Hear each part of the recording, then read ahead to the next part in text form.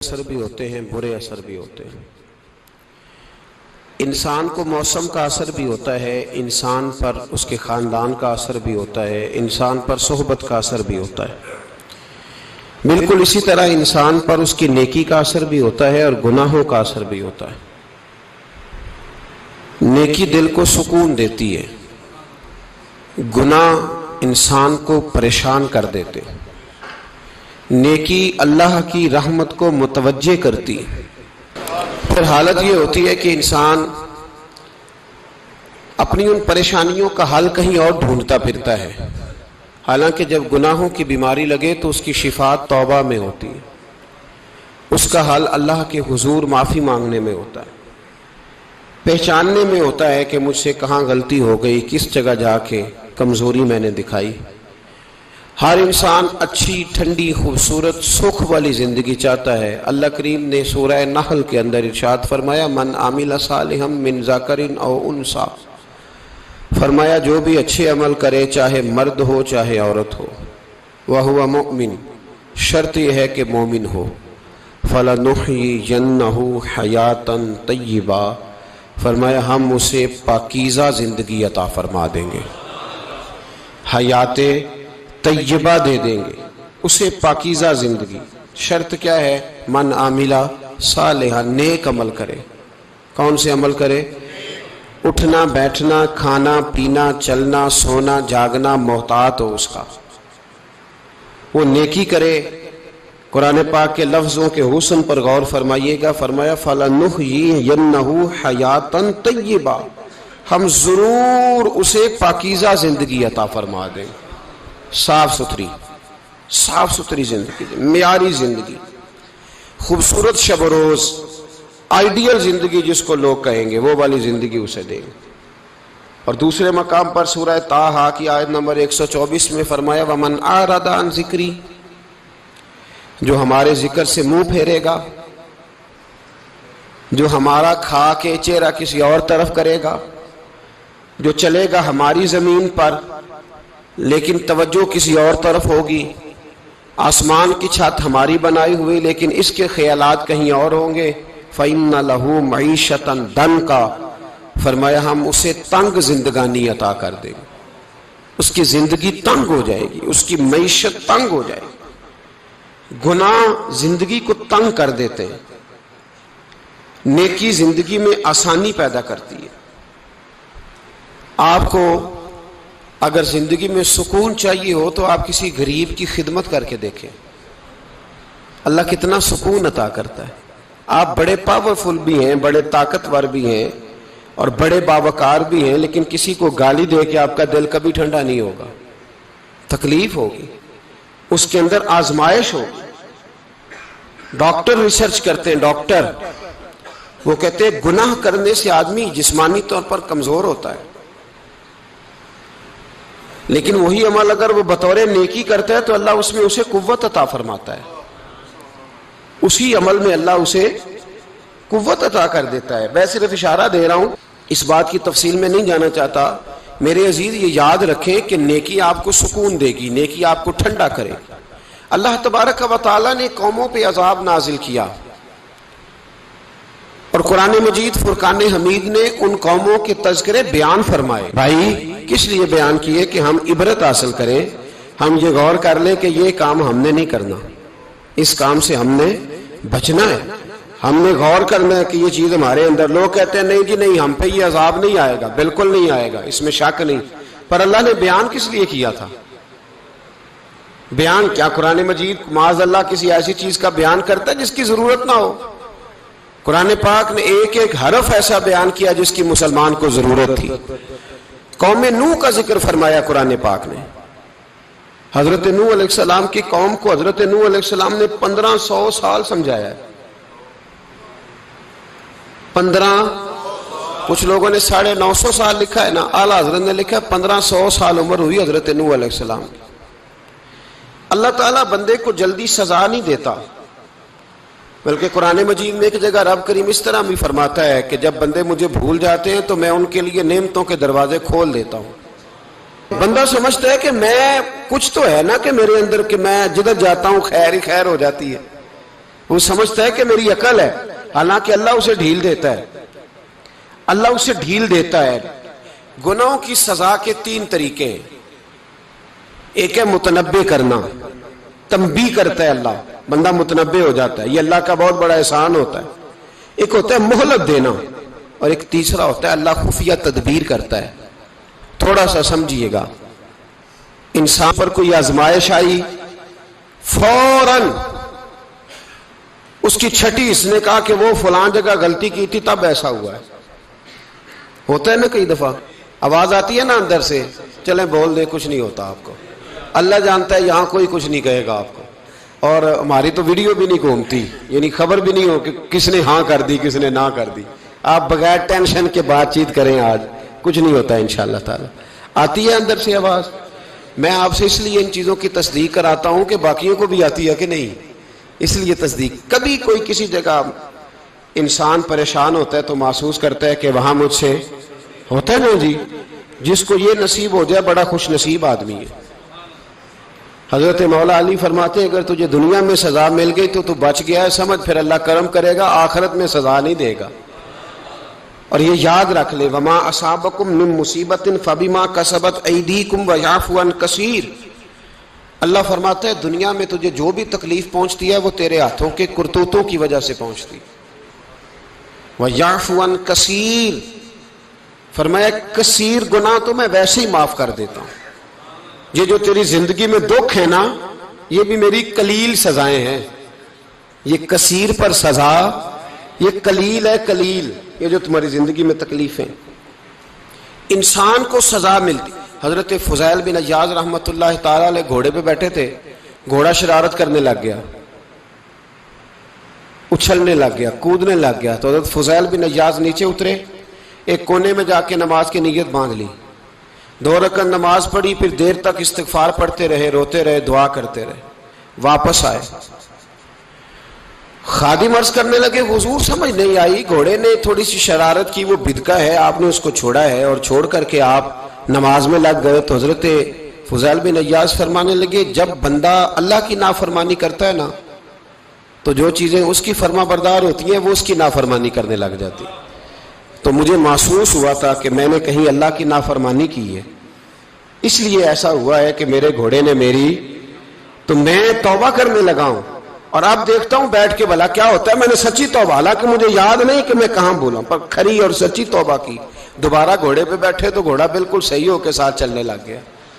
میرے بھائی جب یہ تنبیہ ہے اللہ کی طرف سے، یہ متنبع کیا جاتا ہے کہ تو بعد آ جا۔ بہت ساری جگہوں پہ انسان کو وقتی طور پر اگر سزا مل جائے، نبی پاک علیہ السلام کی خدمت میں ایک صحابی آئے، بات مضبوط کر دوں، واقعہ سنایا ہے نا تو کچھ لوگ سمجھتے ہیں کہ یہ واقعہ ہے، تو میں ایک حدیث پاک امام بہقی کی لکھی ہوئی عرض کرتا ہوں۔ نبی پاک علیہ السلام کے ایک صحابی آئے اور ان کا سر پھٹا ہوا تھا، خون بہ رہا تھا۔ سرکار نے فرمایا کیا ہوا؟ عرض کی حضور ایک عورت جا رہی تھی، میری نظر پڑی، ابھی نظر پڑی ہے کہ میرے آگے ستون آ گیا تو میرے سر پہ لگ گیا۔ نبی پاک صلی اللہ علیہ وسلم نے فرمایا تیرے لیے خوشخبری ہے، اگر دنیا میں تیری غلطی کی تجھے سزا ملی ہے تو پھر رب تجھے قیامت میں سزا نہیں دے گا۔ پھر اللہ قیامت میں سزا، بعض گناہ ایسے ہیں جن کی یہاں بھی سزا ملے گی اور وہاں بھی ملے، لیکن میرے بھائی پہلی بات یہ ہے کہ اللہ تعالیٰ اس غلطی کی یہی سزا دے لے، اور دعا فرمائے اللہ تبارک و تعالیٰ یہاں بھی معافی عطا فرمائے، وہاں بھی معافی عطا فرمائے، اللہ درگزر ہی فرمائے۔ لیکن میرے بھائی ایک تو یہ سزا، ایک سزا یہ ہوتی ہے کہ انسان جب گناہ کرنے لگتا ہے تو اللہ نعمتوں کے دروازے کھولتا ہے، مہلت دیتا ہے۔ 500 سال تک فرعون کو مہلت دی۔ کتنے؟ یہاں جو 5 سال حکومت کر لیتا ہے وہ کہتا ہے سب سے قابل میں ہی ہوں، مجھے مہلت جو ملی ہوئی ہے۔ 500 سال مہلت دی اللہ تعالیٰ نے، اور فرعون کی قوم پر پتہ عذاب کس طرح کے آئے تھے؟ ٹڈیاں مسلط کر دی اللہ نے۔ یہ گھومتی نہیں چھوٹی سی، ہم اپنی زبان میں اس کو کچھ لوگ مختلف ناموں سے یاد کرتے ہیں، کوئی مکڑی کہتا ہے، کوئی کچھ کہتا ہے، مسلط کر دی، جاتی نہیں۔ ان پر بنی اسرائیل کے ان مقابل جو فرعون کی قوم تھی ان پر الزام اس طرح کا عذاب آیا کہ مینڈک مسلط کر دی اللہ تعالیٰ. برتن کھولتے تھے اندر مینڈک نکلتا تھا. دنیا کی ہر دوائی استعمال کرتے تھے لیکن مینڈک نکل آتا تھا. تھوڑا سا سمجھا کریں چیزوں کو. ہمارے رنگ نہیں زیادہ گورے کہ ہم پر عذاب نہیں آتا. کوئی بہت زیادہ اللہ تعالیٰ معاف فرمائے دولت نہیں جمع کرا بیٹھے شاہی خزانے میں کہ ہم سے پوچھا نہیں جائے گا. یہ مہلت ہے, مہلت کو مہلت سمجھو. پھر جب پکڑ آتی ہے نا اللہ کریم کی, میں نے دیکھا ہے کروڑوں روپیہ 6 اولادیں. ایک شخص کے بچے باہر سے آ رہے تھے, وہ بندہ بیمار تھا. مجھے کہنے لگا حضرت جی دعا کریں میں ان کے آنے سے پہلے مر جاؤں ورنہ آ کے مجھے مار دیں گے. دعا کریں. اتنی بے سکونی, کروڑوں روپیہ پڑا ہے تو یہ عذاب نہیں؟ کوئی ضروری ہے کہ پتھر ہی برسیں گے تو سمجھ آئے گی؟ یہ جو سگا بیٹا بوڑھے باپ کے قریب سے گزر جاتا ہے سلام نہیں لیتا تو اس کو عذاب نہیں سمجھتے؟ یہ جو امت کی بیٹیاں, امت کی بچیاں, ہماری بچیاں ایک سال کے اندر 75,000 ہزار بچی ایک ڈویژن سے بھاگ کے شادی کر رہی ہے اور ایک صوبے سے, تو اس کو آپ اللہ کا عذاب نہیں سمجھتے؟ یہ معمولی بات ہے. نہیں ہمارے رنگ ہو رہے ہیں, ہم بڑے سمارٹ ہیں. 1500 سال مہلت دی نوح علیہ السلام کی قوم کو. کتنے سال؟ بول کے بتائیے, بول کے دوبارہ بولیے. 1500 سال. کوئی آدمی اپنی سمارٹنس پہ خوش نہ ہو جائے کہ 20 سال ہو گئے میں تو نافرمانی بھی کر رہا ہوں, روٹی بھی پک رہی ہے, میں تو حرام بھی کھا رہا ہوں, پھر بھی سب ٹھیک ہے.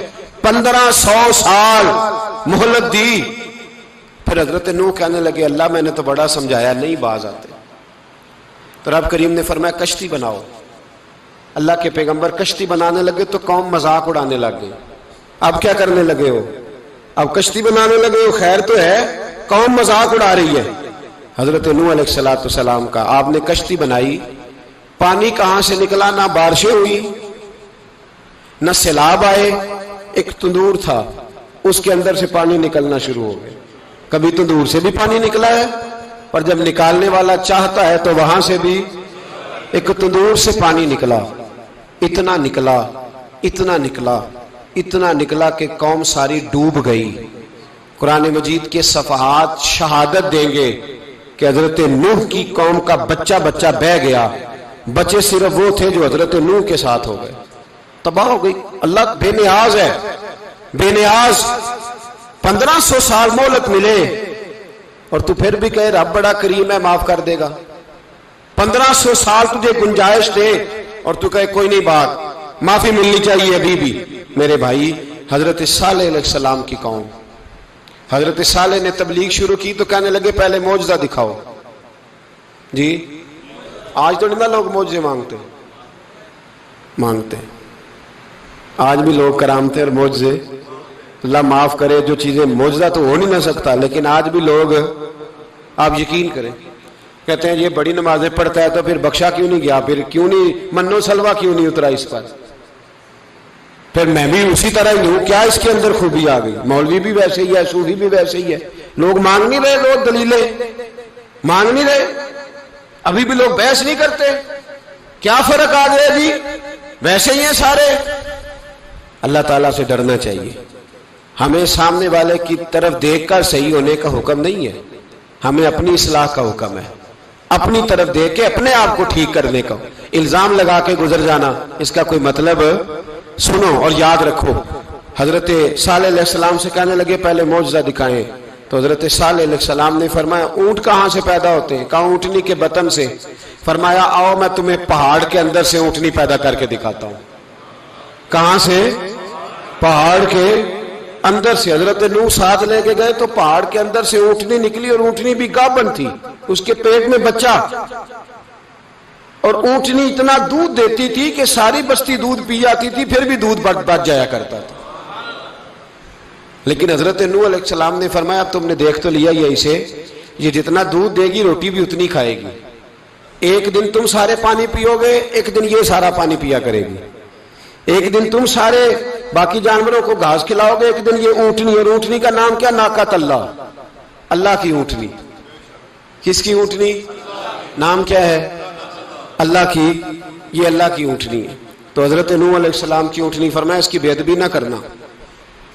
باز نہیں آئے لوگ، باز نہیں آئے. کہنے لگا جی دودھ دینا تو ٹھیک ہے، پر یہ جو سارا پانی پی جاتی ہے نا یہ صحیح نہیں. یہ جو ساری گھاس کھا جاتی ہے یہ نہیں ٹھیک. دودھ دینا تو ٹھیک ہے پر یہ نہیں صحیح.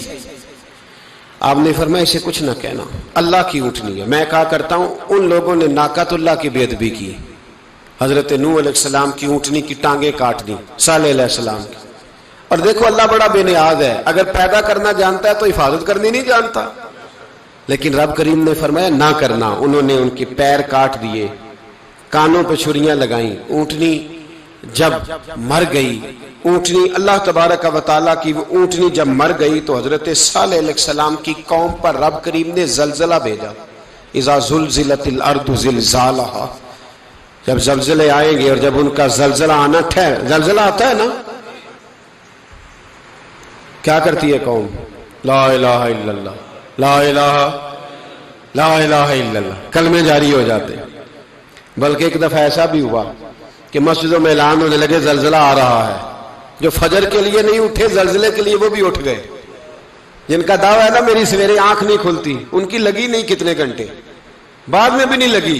ٹی وی پہ اعلان ہوتے رہے کوئی نہیں آ رہا، سو جاؤ چپ کر کے. لیکن آنکھ لگی. موت سے تو ڈرتا ہے، اللہ سے ڈرتا ہی نہیں. موت کا خوف ہے، رب کا نہیں. زلزلہ آیا، ساری قوم تباہ ہو گئی. بتاؤ اگر ناقت اللہ کی گستاخی ہو تو اللہ ناراض ہو جاتا ہے، اور اگر اولیاء اللہ کی ہو، اگر اولیاء اللہ کی ہو تو رب ناراض نہیں ہوتا. شرم نہیں آتی لوگوں کو داتا صاحب کی بے ادبی کرتے، شرم نہیں آتی لوگوں کو غوث اعظم کی گستاخی کرتے، حیا نہیں آتی جنہوں نے دین پھیلایا ان کی بے ادبی. میں درد سے کہتا ہوں، رو کے کہتا ہوں، اور اگر کلیجہ پھٹ سکے تو میں دکھاؤں زخم کتنے. ایک حج کے موقع پر ایک بابا جی، اس سال 4,80,000 روپے کا پرائیویٹ حج تھا، اور بابا جی کی کیفیت کمزور تھی، بیچارے بیمار تھے. اس کے باوجود وہ گئے. بوڑھے آدمی جا کے بیٹھیے، بزرگ. اور کتنی مشکل ہے وہاں منا، مزدلفہ، عرفات، طواف زیارت. کتنا مشکل کام ہے طواف زیارت کرنا، طواف وداع کرنا. کس کٹھن سے حج کیا، بڑھاپے میں پیسے بھی لگائے. اور جب وہ روضہ رسول پہ گئے صلی اللہ اور انہوں نے جا کے نبی پاک صلی اللہ علیہ وسلم کے روزے کی طرف منہ کر کے درود شریف پڑھا تو ایک ملا نے اٹھ کے کہہ دیا تو مشرک ہے. تو میری روح کانپی. میں نے کہا تجھے شرم نہیں آئی، حیا نہیں آئی؟ اس کی عمر دیکھ، کس بڑھاپے میں کہاں سے چلا، کہاں آیا. یہ مشرک ہوتا تو کسی مندر میں جاتا، یہ مشرک ہوتا تو کسی گرجے میں جاتا. یہ مشرک نہیں، یہ مومن ہے. اور یہ وہ والا مومن ہے جس کے سینے میں دل جب دھڑکتا ہے تو خالی دھڑکتا نہیں، ساتھ وہ محمد عربی پہ درود و سلام بھی پڑھتا ہے.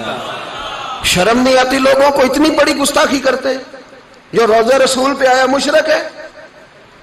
میں نے تو ایک مولوی کو صاف صاف کہا تھا، میں نے کہا اگر میں مشرک ہوں تو نکالو، مشرک کا داخلہ تو یہاں ویسے ہی منع ہے. شرم نہیں آتی؟ اپنی زبان کا ایک پاس کرو کچھ. اتنا ظلم، اتنی بڑی فرقہ واریت امت میں، اتنا امت کو تقسیم کرتے ہو، تمہیں شرم نہیں آتی؟ جہاں سے اتحاد کا پیغام دینا چاہیے وہاں سے تم لوگوں کو فرقے کا پیغام دیتے ہو، ایک مقصود فرقے کی تبلیغ کرتے ہو. خدا را تو میں کہہ رہا ہوں ناقت اللہ کی بے ادبی پہ عذاب آتا ہے، تو اولیاء اللہ کی بے ادبی پہ نہیں آتا. داتا صاحب ساری زندگی تبلیغ کرتے رہے، ایک آدمی نے اٹھ کے کہہ دیا جناب وہ تو شرک کا اڈا ہے، تو رب کریم ناراض نہیں ہوتا ان باتوں سے؟ ہمیں خیال کرنا چاہیے، اللہ سے ڈرنا چاہیے. ان چیزوں سے عذاب آتا ہے اور آ رہا ہے. اللہ تعالی ہمیں محفوظ فرمائے. اللہ ہمیں اس سے، قوم لوط پہ بھی عذاب آیا. ہم جنس پرستی، مرد مردوں سے بدکاری کرتے. حضرت نوح نے سمجھایا کہ یہ کام درست فطرت کے خلاف ہے، یہ کام درست نہیں. جب انسان یہ کام کرتا ہے تو زمین اور آسمان کانپتے ہیں. اب میں کیسے کھول کے بتاؤں، میرے پاس اعداد و شمار ہیں کہ پاکستان کے اندر اس کام کی کیفیت کیا ہے اور کس طرح کر کے لوگ، میں تو رونا روتا رہتا ہوں داڑھی کا. لوگ کئی دفعہ کہتے ہیں حضرت صاحب پہلے بھی آئے تھے تو داڑھی کی بات، پھر بھی آئے تو داڑھی کی بات، تو میں رونا روتا ہوں.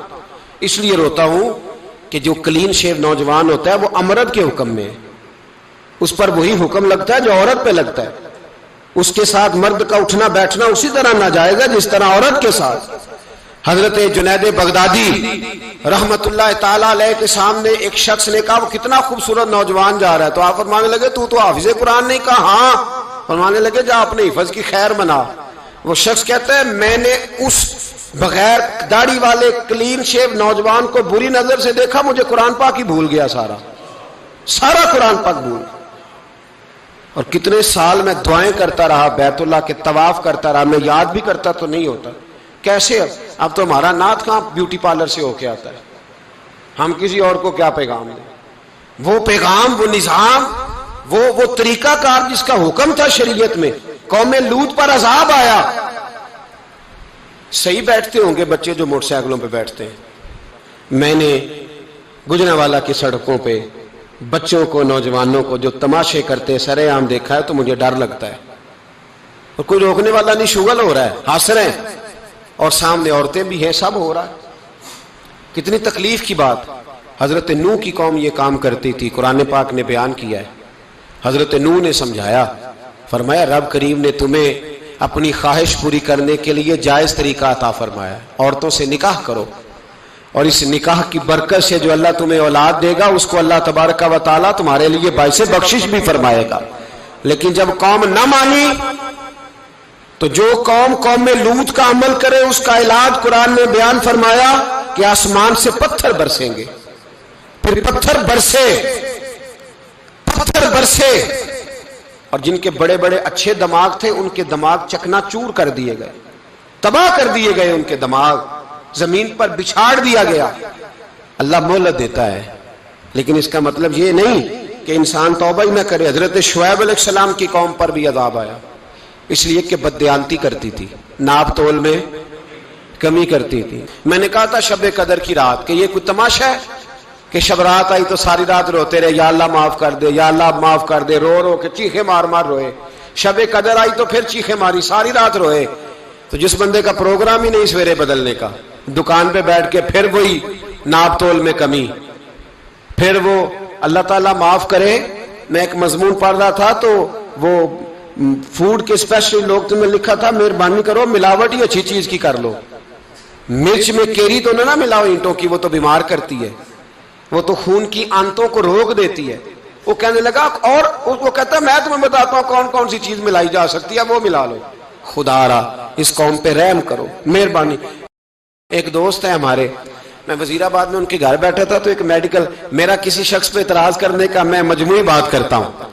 میں ایسے ڈاکٹروں کو جانتا ہوں جو اللہ تعالیٰ فضل کرے سچ مچ کے نیک ہیں، اچھے لوگ۔ تو بچے کا میڈیکل سٹور ہے، تو والد بیمار ہو گیا، تو وہ کہتا ہے ابا جی ڈاکٹر صاحب نے کہا آپ کو ڈرپ لگنی ہے، تو سگے باپ کو ڈرپ لگانے لگا، تو باپ کیا کہتا ہے پتر تیری مہربانی مینوں کوئی اصلی لائی، وہ نہ لائیں جڑی لوکاں نوں لانا ہے۔ اب وہ پیار سے سنا رہا ہے بات۔ میں نے اسے کہا کہ یہ تو ڈوب مرنے کا مقام ہے نا، ڈوب مرنے کا مقام، کہ جس ملک کے اندر دوائی بھی صحیح نہ بکے، اصلی نہ ملے دوائی بھی، اور پھر وہ قوم کہے کہ ہم نے تو پورے روزے رکھے، ہم نے تو بڑا صدقہ اور خیرات کیا، دوائی بھی اصل نہ ملے۔ جناب شعیب علیہ السلام کی قوم ناپ تول میں کمی کرتی تھی، تو اللہ تبارک و تعالیٰ نے ان پر بتا عذاب کس طرح کا بھیجا، شدید گرمی ہوئی۔ اللہ ہمیں محفوظ فرمائے، سارے آمین کہہ دیا۔ دیکھیں کتنا اچھا موسم کر دیا رب کریم، اللہ ہمیں محفوظ فرمائے، اللہ رحمت فرمائے۔ شدید گرمی کی لہر آئی، باہر اتنی گرمی ہوئی کہ لوگ اپنے گھروں میں گھس گئے۔ جس طرح سورج کی شعائیں گھروں کے اندر داخل ہو جاتی ہے، اس طرح گرمی کی لہر اندر داخل ہوئی، اور جس طرح کسی کو آگ لگ جائے تو وہ آدمی اچھلتا کودتا ہے نا، اس طرح یہ لوگ اچھلنے لگے اور اچھل کود کے مر گئے۔ جرم کیا تھا؟ ناپ تول میں کمی کرتے۔ حضرت داؤد کی قوم بھی تباہ ہوئی، جرم کیا تھا؟ ہفتے والے دن مچھلیاں نہیں پکڑنی تو یہ پکڑتے تھے۔ حکم ہے نا مسلمان کو نماز کے ٹائم کوئی اور کام نہیں کرنا، نماز پڑھنی ہے۔ میرا خیال ہے مسلمان تو فٹافٹ آ جاتے ہیں، سارے ہی پہنچ جاتے ہیں نا مسجدوں میں۔ ہلکا ہلکا بول رہے ہیں آپ، کیوں نہیں پہنچتے؟ اگر حضرت سیدنا، اور پتہ انہیں سزا کیا ملی؟ اللہ نے فرمایا اس ٹائم عبادت کرنی ہے، کام نہیں کرنا، وقت نہیں ہے کام کا۔ انہوں نے مچھلیاں پکڑی، 12,000 لوگ تھے، پتہ ہے مالک نے سزا کیا دی؟ بندر بنا دیا اللہ کریم۔ قرآن مجید کا پہلا سپارہ پڑھے، فَجَعَلْنَاهَا نَكَالًا لِمَا بَيْنَ يَدَيْهَا وَمَا خَلْفَهَا۔ اللہ فرماتے ہیں پچھلوں کے لیے بھی عبرت بنا دیا، بعد والوں کے لیے بھی عبرت، نشان عبرت بنا دیا۔ بندر بن گئے، اور جو ان کے دوست جو بچ گئے تھے ان کے پیر چومتے تھے، روتے تھے۔ 3 دن بندر بن کے زندہ رہے، پھر اللہ نے سب کو اجتماعی موت دے دی۔ اگر مسلمان سے اللہ کہے کہ نماز کے ٹائم کاروبار نہیں، جمعے کے ٹائم کاروبار، تو مسلمان کہتا ہے نہیں مجھے مہلت ملی ہوئی ہے۔ یہ تو اس وقت پتہ چلتا ہے نا جب بچے ڈیوٹی لگاتے، ہاں ہاں ہاں عذاب آتا ہے، اس وقت پتہ چلتا ہے۔ میں نے دیکھا یہ منظر، اس وقت پتہ چلتا ہے جب بچے کسی ملازم 6,000 کی ڈیوٹی لگاتے، کہتے ہیں ابے کا دھیان رکھنا، ہم دکان پہ بیٹھنے لگے۔ پھر اسے سمجھ آتی ہے اگر میں نماز کے ٹائم مسجد میں ہوتا تو آج میری اولاد میری خدمت میں ہوتی۔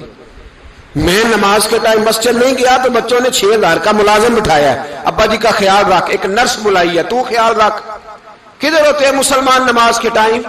ایک عیسائی نے اعتراض کیا ہے، سنیں، وہ کہتا ہے مجھے لگتا ہے مسلمانوں کے 3 خدا ہیں۔ مسلمان اڑ گیا، کہنے لگا نہیں ہمارا تو ایک ہے، کہا نہیں 3 ہے، معاذ اللہ استغفر اللہ، ہمارا ایک ہے۔ کہنے لگا نہیں میں ثابت کرتا ہوں، ایک تمہارا خدا 5 نمازوں کا ہے، ایک رمضان کا ہے، ایک عید کا ہے۔ لگتا ہے معاذ اللہ عید والا زیادہ تگڑا ہے، تم زیادہ آتے ہو، رمضان والا لگتا ہے اس سے کچھ کمزور ہے، تم تھوڑے آتے ہو، اور 5 نمازوں والا شاید سب سے کمزور ہے۔ بات عقل کی ہے کہ نہیں؟ اس نے اعتراض ٹھیک کیا، تو مسلمان کو چاہیے نا خیال کرے۔ ایک یہودی نے لکھا تھا، اس نے کہا تھا جس دن مسلمانوں کی تعداد فجر کی نماز میں اتنی ہو گئی جس دن جتنی جمعے میں ہوتی ہے، اس دن نہ کوئی یہودی سازش کرے گا نہ کوئی عیسائی تلوار نکالے گا۔ شرط یہ ہے کہ یہ اسی طرح فجر پڑھنے آئیں جس طرح جمعہ پڑھنے آتے ہیں، تو پھر کوئی شخص بھی ان کو کسی جگہ شکست دے سکتا تو ہمارے گناہ ہمیں پریشان کرتے۔ یہ جتنی آزمائشیں ہیں ان کے پس منظر میں گناہ ہیں۔ ہماری زندگی کے اندر جتنی تکلیفیں، ہماری پریشانیوں کا سبب ہم خود ہیں۔ بہت ساری جگہوں پہ ہم غلطی کرتے ہیں، اس کی ہمیں سزا ملتی ہے، غلطی کی سزا۔ ایک نوجوان نے مجھے بڑی گہری بات سنائی، میرا قریبی تعلق تھا، کہنے لگا گھر میں بڑا مسئلہ ہے، بڑی پریشانی ہے، ماں اور بیوی کا ماحول اتنا سخت ہو گیا ہے کہ نمٹ نہیں سکتا۔ آپ یقین کریں میں نے ڈیٹیل سے ساری چیز کو سٹڈی کیا، میرے پاس اتنا وقت نہیں ہوتا، پھر بھی میں نے اس فیملی کو پورا پڑھا تو غلطی نوجوان کی نکلی۔ نہ اس پہ اماں اعتبار کرتی ہے نہ بیوی اعتبار کرتی ہے، اس نے جھوٹ بول بول کے اس طرح کی ماحول پیدا کر دیا ہے کہ کوئی اس پر اعتماد کرنے کو تیار ہے۔ اگر آپ ناراض نہ ہو تو ایک بات کروں، پتہ ہے گھر میں ماحول کب خراب ہوتا ہے؟ باہر والے ہماری تقریر سنتے ہیں، گھر والے ہمارا عمل دیکھتے ہیں۔ جب وہ دیکھتے ہیں نا کہ یہ کس طرح کا شخص ہے، اس کے رویے، اس کا کردار، اس کا لب و لہجہ کتنا برا ہے اور یہ کردار کا کتنا کمزور ہے۔ اعلیٰ حضرت فرمایا کرتے تھے نیک وہ ہوتا ہے جس کی تنہائی صاف ستھری ہوتی ہے، اس لیے ماحول بگڑ جاتا ہے۔ یہ جو ہم کہتے ہیں نا میرے سجن بڑے بنتے ہیں پھر ٹوٹ جاتے ہیں، کچھ لوگ ایسے ہوتے ہیں جو ان کے پاس جاتا ہے انہی کا ہو جاتا ہے، وہ کہیں اور کے قابل کیوں بھلا؟ اس لیے کہ ان کے کردار میں ٹھنڈک دیکھتا ہے، ان کے لب و لہجے میں مٹھاس دیکھتا ہے، اس شخص میں اتنی خوبصورتی دیکھتا ہے کہ اسی کا بن جاتا ہے۔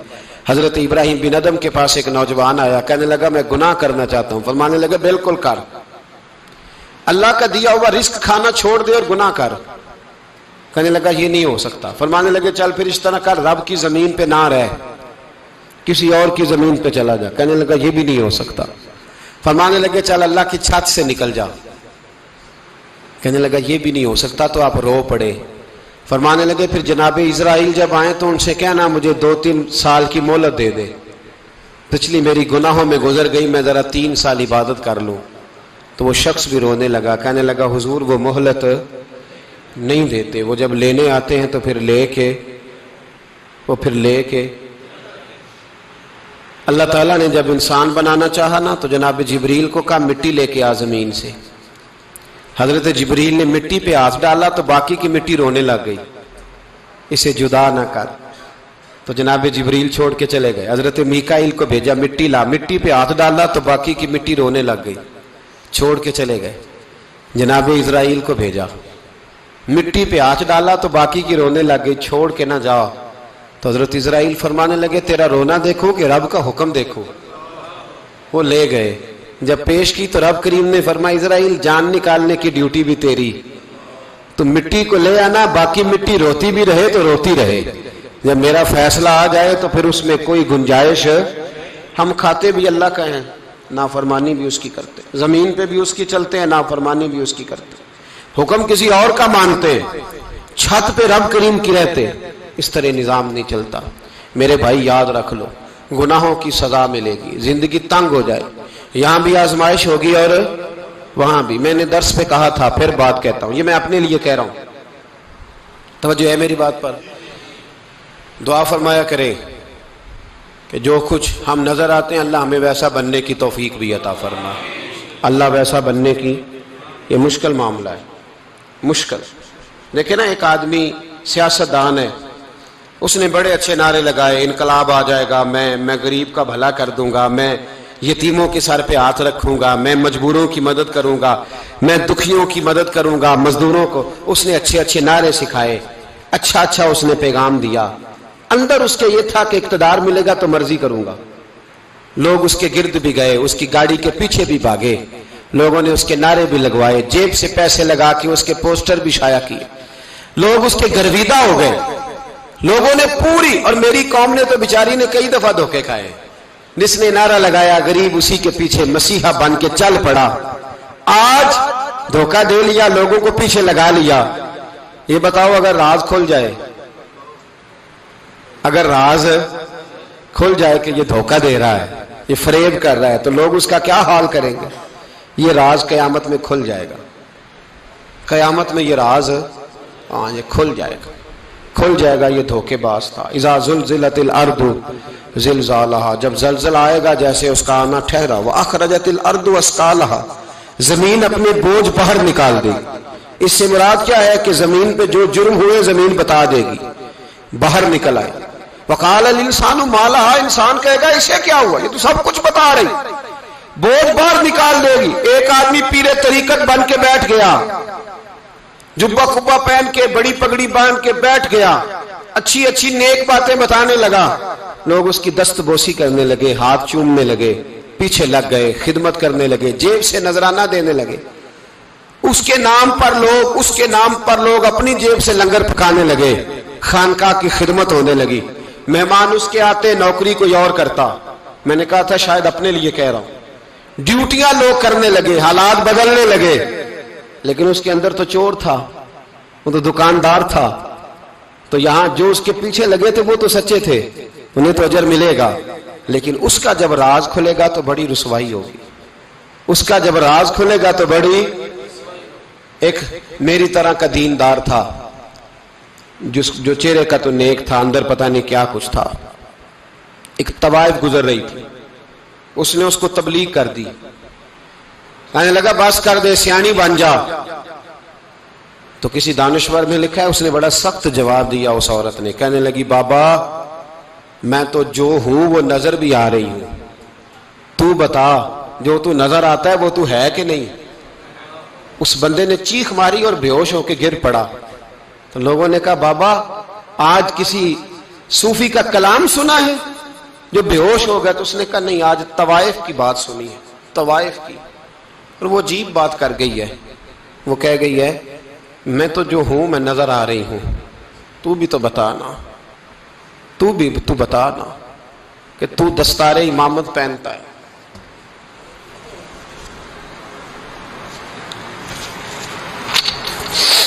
تو بتا، تو جو کہلاتا ہے تو وہ ہے کہ نہیں.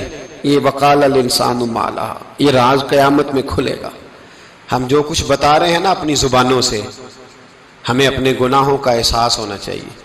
ایسا نہ ہو کہ جب سزا ملے تو پھر اس طرح کی ملے کہ دوبارہ کسی کو کوئی منہ دکھانے کے قابل نہ رہے. میرے بھائی یاد رکھیں اور سمجھیں، گناہ انسان کی زندگی کو تنگ کرتے ہیں. میرے نبی پاک अलैहिस्सलाम ने फरमाया जब तू झूठ बोलता है तो तेरे फरिश्ते किरामन कातिबीन साइड पे होके खड़े हो जाते हैं, जब तू जिना करता है तो तेरे अंदर से ईमान निकल जाता है। और नबी पाक अलैहिस्सलाम ने फरमाया जब मेरी कौम में नाइंसाफी आम हो जाएगी तो कत्ल भी आम हो जाएगा। और सुन लो, लिख लेना ये हदीस दिल की तख्ती पर। नबी पाक अलैहिस्सलाम ने फरमाया जब मेरी कौम में बेहयाई और बदकारी आम हो जाएगी तो दो सजाएं अल्लाह देगा।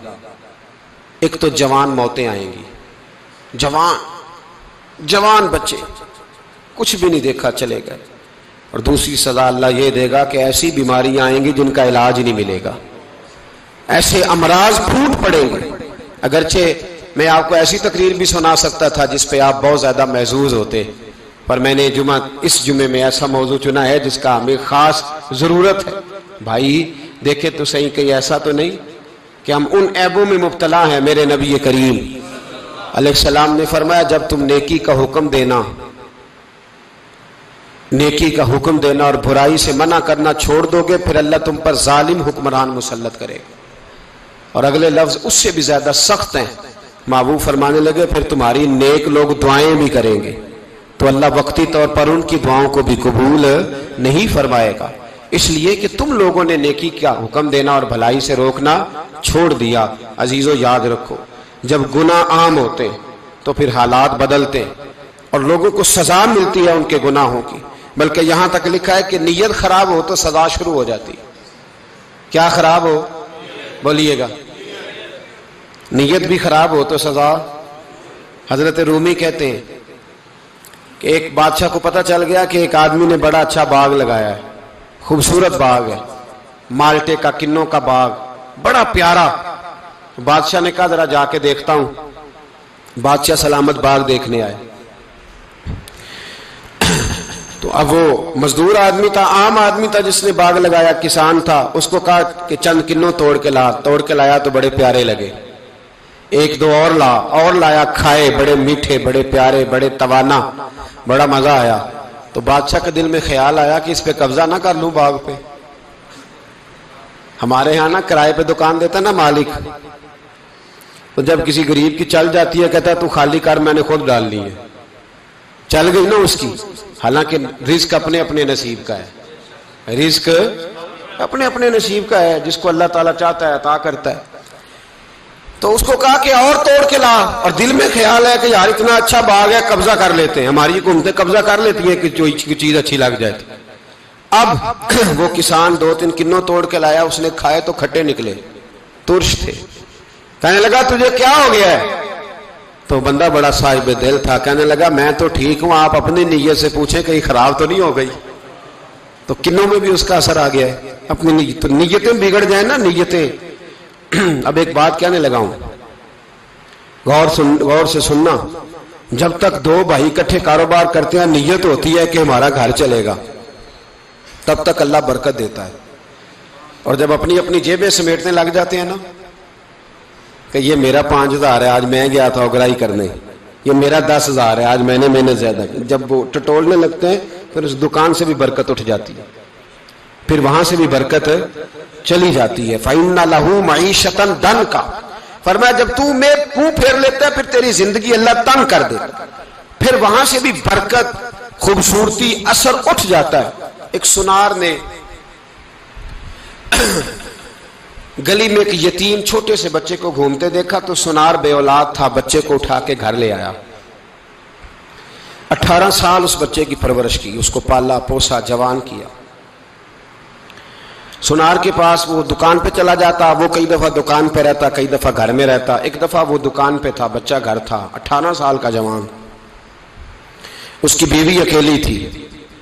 वो जिसने मां बन के पाला था उसने उसी पे हमला कर दिया, उसका बाजू बुरी नीयत से थामा, बीवी चीखी। थोड़ी देर गुजरी तो वो नौजवान पैरों में बैठ गया, कहने लगा अम्मा पता नहीं मुझे क्या हुआ। शाम को सुनार आया, बीवी चीखने लगी, चिल्लाने लगी, कहने लगी आज अजीब बात हुई, जिसको मैंने जिगर का खून दे दे के पाला उसी ने गंदी नजर डाली। सुनार महवे हैरत है, बीवी का ख्याल था कि लाठ उठाएगा, डंडा उठाएगा, नौजवान को मारेगा, लेकिन वो रोने लग गया। اس نے کہا آج اس نے میرا بازو تھاما ہے، جانے کیا کیا ہے. پریشان ہونے لگ گیا، سجدے میں گر گیا. کہا تو بتاتا کیوں نہیں؟ تو وہ سنار کہنے لگا اس کی غلطی نہیں. 18 سال کے بعد آج مجھ پر بھی شیطان سوار ہوا تھا. ایک عورت آئی تھی، وہ اپنے بازوؤں میں چوڑیاں پہننا چاہتی تھی تو میں نے بھی گندی نظر سے ہاتھ ڈالا تھا. رب کریم نے مجھے فوراً اس کی سزا دی. جن کے گھروں میں بیٹیاں ہوتی ہیں ان کی نظریں گندی نہیں ہوتی. جو بیٹیوں کے باپ ہوتے ہیں، جو بہنوں کے بھائی ہوتے ہیں، ان کی نظریں گندی. اور اگر تو ٹیلی فون کرتا ہے، تو کسی عورت کے ساتھ تعلق رکھتا ہے، تو یہ بات لکھ لے. امام فخر الدین رازی 1، علامہ اسماعیل حقی 2، ملا جلال الدین رومی 3، امام خازن 4، امام جلال الدین سیوطی 5 حدیث کے استاد اور محدث لکھتے ہیں کہ اگر تو کسی پر گندی نظر ڈالے گا تو تیرا گھر بچ سکتا، یاد رکھ نہیں بچے گا. اس لیے کہ تیری نظر کسی کی بیٹی کو بیٹی سمجھ تاکہ تیری بچی کا پردہ قائم رہے. کسی کی بہن کو، یہ کیا بات ہوئی کہ تو جتنا مرضی گند معاشرے میں پھیلاتا رہے تیرا گھر بچا رہے؟ یہ کیسے ہو سکتا ہے؟ فَإِنَّ لَهُ مَعِيشَةً ضَنْكَ. اللہ فرماتے ہیں زندگی تنگ ہو جائے گی تیرے لیے مشکل. تو ڈھونڈتا پھرے گا کہ میں مرنے کو جگہ تلاش کروں. سچی توبہ کرے، کھری توبہ کرے. یہ گناہ انسان کو مجبور کر دیتے ہیں. حضرت عبداللہ بن مبارک رحمت اللہ تعالی علیہ، ان کے سینکڑوں شاگرد تھے. ایک شاگرد کے انتقال کا وقت آیا تو گھر گئے ملنے. آپ کہتے ہیں میں نے زور لگا لیا پر اس کی زبان پر کلمہ جاری نہیں ہوا. میں اسے کہتا کلمہ پڑھ پر اس کی زبان پر جاری. اللہ اکبر، بہت بڑی نعمت ہے. دعا فرمائیں اللہ ایمان کی موت عطا فرمائے. ایمان کی موت دے اللہ کریم، ایمان کی موت دے. ایسے بھی لوگ دیکھے ہیں، مسجد نبوی ہے، رسول اللہ کا شہر ہے، سر سجدے میں ہے، روح پرواز کر گئی. روح پر کتنا نصیبوں والا ہے، کتنا نصیبوں والا ہے کہ مسجد نبوی میں سر سجدے میں رکھا ہے اور اللہ تبارک و تعالیٰ نے محبوب کے قدموں میں موت عطا فرمائی. تو حضرت عبداللہ بن مبارک کہتے ہیں میں نے اس کو کہا کلمہ پڑھ تو اس کی زبان پہ جاری نہیں ہوتا. میں بار بار کہتا تو وہ منت کرتا، کہتا حضور میں کوشش کرتا ہوں جاری نہیں ہوتا. فرماتے میں پریشان ہو کے اٹھا، ابھی میں دروازے پہ پہنچا تھا اس نے چیخ ماری اور روح پرواز کر گئی. بچے رونے لگے، بیوی رونے لگی. تو میں نے اس کی بیوی سے کہا کہ یہ جرم کیا کرتا تھا، اتنا بڑا پاپی پہ کلمہ جاری نہیں ہوا. اس کی زوجہ کہنے لگی حضرت جی 2 گناہ تھے اس کے. ایک تو یہ شراب کا عادی تھا، روکتی تھی باز نہیں آتا تھا، اور دوسری بات یہ کہ یہ اپنی اماں کا نافرمان تھا. وہ 2 گلیاں چھوڑ کے رہتی ہے، یہ کبھی ملنے نہیں گیا تھا. اس بوڑھی کا کلیجہ اس کی طرف سے بڑی تکلیف میں تھا. تو حضرت عبداللہ بن مبارک کہنے لگے جا تو بھی دعا کر اور اس کی ماں کو بھی کہہ دعا کرے کہ یہاں تو یہ کلمہ نہیں اسے نصیب ہوا، اللہ کرے اللہ آخرت کی منزلیں اس کی بہتر فرما دے. میرے بھائی ایسے گناہ حضرت مالک بن دینار نے توبہ کی انہوں نے. کس طرح؟ فرماتے میں نشے کا عادی تھا، کسی نے مجھے کہا کہ بطور دوائی شراب پی لو تو میں نے پی لی. نشے کا عادی تھا، شراب پیتا تھا. اللہ تعالیٰ نے بڑی منتوں اور کوششوں کے بعد، منتوں کے بعد ایک بیٹی عطا فرمائی. وہ بھی 2.5-3 سال کی ہوئی تو پردہ کر گئی. کہتے میں اس کی قبر پہ بیٹھ کے گھنٹوں روتا. شراب کا عادی تھا. ایک دن سویا تو خواب دیکھتا ہوں کہ میرے پیچھے ایک بڑا سانپ لگ گیا، اور سانپ جب منہ کھولتا ہے تو انگارہ نکلتا ہے. میں پھر دعا کرتا ہوں اللہ ہمیں معاف فرمائے، اللہ ہم سے درگزر. میں کچھ قبرستانوں میں جاتا ہوں تو میں سانپ بچھو پھرتے ہوئے دیکھتا ہوں اور ڈر آتا ہے کہ ہم یہاں آنے والے ہیں. یہ لوگ کہہ رہے ہیں کہ تمہاری تیاری ہے، کسی وقت بھی اعلان ہو جائے گا کہ چلو بھائی چلو فلاں صاحب کا جنازہ ہے، اٹھو. لوگ کہتے ہیں جلدی کرو، اور ایک کونے میں ایک شخص یہ بھی کہتا ہے کہ دیگ بھی رکھ لو مہمان بڑے جمع ہو گئے. اور ایک کونے میں لوگ یہ بھی کہتے ہیں کہ برف ٹھنڈی لے آؤ، لوگوں نے پانی بھی پینا. پہلے اعلان ہوتا ہے کہ فلاں فوت ہو گیا، پھر اعلان ہوتا ہے جنازے کا ٹائم ہو گیا، پھر اعلان ہوتا ہے جنازہ اٹھایا جائے گا، اور پھر بات ختم ہو جاتی ہے. پھر کل من علیہ فان، پھر کوئی نہیں پوچھنے آتا. ختم ہو گئے، قصہ ہی ختم ہو گیا. ان لوگوں کی کہانی مٹ گئی، ختم ہو گئے. بڑے بڑے کج کلا، کوئی پوچھنے والا نہیں. موت کا راج ہے موت کا راج. موت راج کرتی ہے بس، اور کسی کا راج نہیں. وہ راج کرتی ہے، جدھر جاتی ہے اسی کا راج ہے، راج کر رہی ہے. تو حضرت مالک بن دینار کہتے ہیں قبرستان میں نے دیکھا، میں خواب دیکھتا ہوں، بڑا اژدہا، اس کے منہ کے اندر آگ میرا پیچھا کر رہا ہے. کہتے میں خواب دیکھ رہا ہوں. میں دوڑا، لیکن وہ اژدہا جب میں دوڑا تو میرے آگے آ کے کھڑا ہو گیا. میں مشرق کو دوڑا تو وہاں بھی آ گیا، مغرب کو دوڑا تو وہاں بھی آ گیا. جناب مالک بن دینار کہتے ہیں ایک بوڑھا شخص کمزور مجھے بچانے آیا، پر اس اژدہا نے پھونک ماری تو وہ بوڑھا آدمی دور جا گرا. کہتے میں چیختا تھا، چلاتا تھا. ایک پہاڑی پہ میں بھاگا گیا تو وہاں مجھے میری بیٹی ملی، مجھے فوت ہو گئی. وہ اس اژدہے کے آگے اس نے یوں ہاتھ کیا تو اژدہا پیچھے بھاگ گیا. میں نے بیٹی کو گود میں اٹھایا، میں نے کہا بیٹی یہ کون تھا؟ کہنے لگی ابا یہ تیرا برا عمل تھا، یہ تیرا برا عمل تھا، یہ تجھے کھا جاتا اگر میں نہ ہوتی. تو کہا یہ بوڑھا جو مجھے بچانے آیا یہ کون تھا؟ کہا یہ تیرا اچھا عمل تھا، پر کمزور بڑا تھا، تھوڑا تھا، یہ تیرے برے عمل کا مقابلہ کرنے کی ہمت نہیں رکھتا تھا. حضرت مالک بن دینار کہتے ہیں میری بیٹی نے خواب میں میری داڑھی پکڑ لی اور کہنے لگی ابا میں چاہتی ہوں تو صحیح ہو جا، ایسا نہ ہو کہ پھر تیرے پیچھے یہ اژدہا لگ جائے. حضرت مالک بن دینار کہتے ہیں جب میں سو کے اٹھا تو میری داڑھی آنسوؤں سے بھری ہوئی تھی. پھر اس کے بعد میں نے توبہ کی، اس طرح کی توبہ کی کہ پھر میں نے کوشش کی کہ دوبارہ میں اپنے رب کی نافرمانی نہ کروں. حضرت عبداللہ ابن عباس فرماتے تھے جو دنیا میں ہنس ہنس کے گناہ کرتے ہیں نا، ہنس ہنس کے جھوٹ ہنس ہنس کے بولتے ہیں، ہنس ہنس کے لوگوں کی غیبت کرتے ہیں، فرمایا یہ جو تمہیں ہنس ہنس کے گناہ کرتے نظر آتے ہیں ان کا رونا قیامت میں دیکھا نہیں جائے گا، ان کے آنسو قیامت میں دیکھے نہیں جائے. جو ہنس ہنس کے گناہ کرتے یہ روئیں گے. فَلْيَضْحَكُوا قَلِيلًا وَلْيَبْكُوا كَثِيرًا. رب فرماتا ہے زیادہ رویا کرو، کم ہنسا کرو. نبی پاک علیہ السلام روتے تو صحابہ کہتے حضور آپ اتنا کیوں روتے ہیں؟ تو محبوب فرماتے جو میں جانتا ہوں وہ تم نہیں جانتے. بھائیو قبروں میں اکیلے جانا ہے، کبھی غور کرنا، اکیلے کوئی بندہ ساتھ حساب دینے نہیں جائے گا. اماں بڑا پیار کرتی ہے لیکن قبر میں کبھی کوئی ماں بھی ساتھ دفن نہیں ہوتی. اپنا اپنا حساب دینا، مشکل وقت ہے، حساب کر لینا چاہیے، تیاری کر کے رکھنی چاہیے. گناہ اگر یہاں ہماری زندگی کو تنگ کریں گے تو وہاں بھی ہمارے لیے مشکلات پیدا کریں.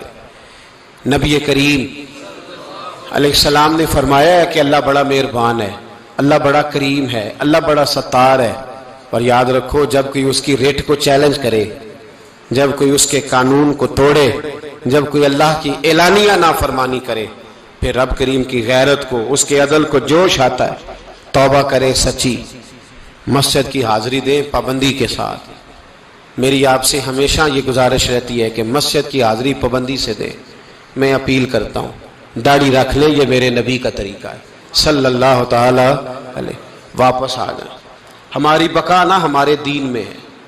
کوئی نہیں ہمیں رکھے گا، کوئی نہیں رکھے گا، کوئی نہیں. میرا ایک دوست رات بتا رہا تھا کہ سعودی عرب میں ایک شخص نے 30 سال محنت کی، تو جب وہ مرا ہے وہیں اس کے گھر میں فون کیا تو اس کے گھر والوں نے کہا جناب آپ کو مشکل ہوگی ڈیڈ باڈی بھیجنے میں، وہیں دفن کر دیں. ہاں اگر اس کا کوئی پیسہ ہے تو وہ ذرا اکاؤنٹ میں بھیج دیں، بچیوں کو ضرورت ہے. او بھائی تو اکیلا جائے گا، تیرے لیے مشکل ہو جائے. اپنے بھی ساتھ یقین کریں، بچے دعائیں کرانے آتے ہیں، کہتے ہیں حضرت جی دعا کریں اللہ اماں کی سختی معاف کر دے. اس کا مطلب کیا ہے کہ اماں اب جائے، اب ہمارا نمبر آئے. بچے تو انتظار کر رہے ہیں کہ ابا جائے اور گدی پہ ہمارا نمبر آئے. تیاری ہے، اکیلے جانا ہے، اکیلے سخت سا مرحلہ ہے، اکیلے سارا کچھ فیس کرنا. آج توبہ کریں، وہاں کے کیڑے یہاں رہ کے ماریں، اپنے ساتھ ظلم نہ کریں. ہم اس قابل نہیں کہ وہاں جا کے مقابلہ کر سکیں. بچیں، اپنے آپ کو محفوظ کریں، بچائیں. حساب اپنا اپنا دینا ہے. کسی باپ نے اگر اپنے بچوں کو حرام کھلایا تو بچے تو نہیں کہہ رہے تھے نا کہ حرام لے کے آ، تو باپ نے حساب دینا، والد نے. لہٰذا مہربانی فرمائیں، اپنے اوپر رحم کھائیں، اپنے آپ کو سنواریں. آج جمعۃ الوداع ہے، توبہ کریں. اللہ کے نیک بندوں کی صحبت میں بیٹھا کریں، اچھی باتیں سنا کریں تاکہ دل نرم رہے، ان جگہوں سے بچیں جو گناہ کی طرف لے کے جاتی، ظلم سے، زیادتی سے، جبر سے بچیں، اپنے آپ کو اپنے رب کریم کی بارگاہ میں جھکا دیں۔ ہمارا کہیں اور گزارا نہیں، کوئی نہیں ہمیں پوچھے گا۔ اقبال رو پڑے آخری عمر میں، رو پڑے اور اللہ کی بارگاہ میں عرض کرنے لگے، نہ جہاں میں کہیں بھی امان ملی، جو امان ملی تو کہاں ملی، میرے جرم خانہ خراب